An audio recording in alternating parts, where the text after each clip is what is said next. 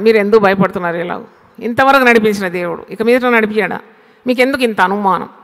దేవుడు మనల్ని వదిలిపెట్టాడు. దేవుడే ఈ మార్గంలో మనల్ని నడిపిస్తున్నాడు కదా. మనకు ఒక గురి గమ్యం ఉంది కదా. మనకు వాగ్దానం చేసిన కనాను రాజ్యం పాలు తేనెలు ప్రవహించే దేశాన్ని ఇస్తానన్నాడు కదా. మళ్ళీ మీరు ఎందుకు అనుమానపడుతున్నారు? మాటి మాటికి ఎందుకు తిరుగుబాటు చేస్తున్నారు? మాటి మాటికి ఎందుకు సణుగుతున్నారు? ఎందుకు మీరు గొణుగుతున్నారు? ఎందుకు అనుమానిస్తున్నారు? నన్ను అనుమానిస్తున్నారు, దేవుణ్ణి కూడా అనుమానిస్తున్నారు. కాబట్టి మీరు భయపడొద్దు. మీరు దేవుడు అనుగ్రహించే రక్షణను మీరు ఊరక నిల్చుండి చూడండి. Just be quiet, stay quiet. కష్టాలు వచ్చినప్పుడు do you have this capacity to stand quiet, to stay quiet before God? దేవుని సన్నిధిలోనూ ఊరకుండి, దేవా నేనైతే నిన్ను నమ్ముకున్నాను, నన్ను చెయ్యి వదలవు.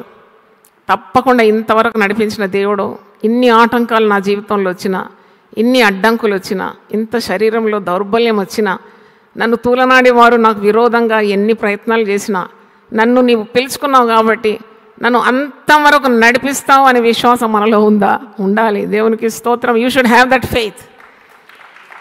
అదే అనమాట. భయపడొద్దు. నువ్వు ఎందుకు భయపడుతున్నావు? విశ్వాసివి కదా, నువ్వు ఎందుకు భయపడుతున్నావు? నీ కష్టాలు వస్తాయి తప్పకుండా. ఈ లోకంలో కష్టం రాని వారు ఎవరున్నారు? ఎందుకు అధైర్యం?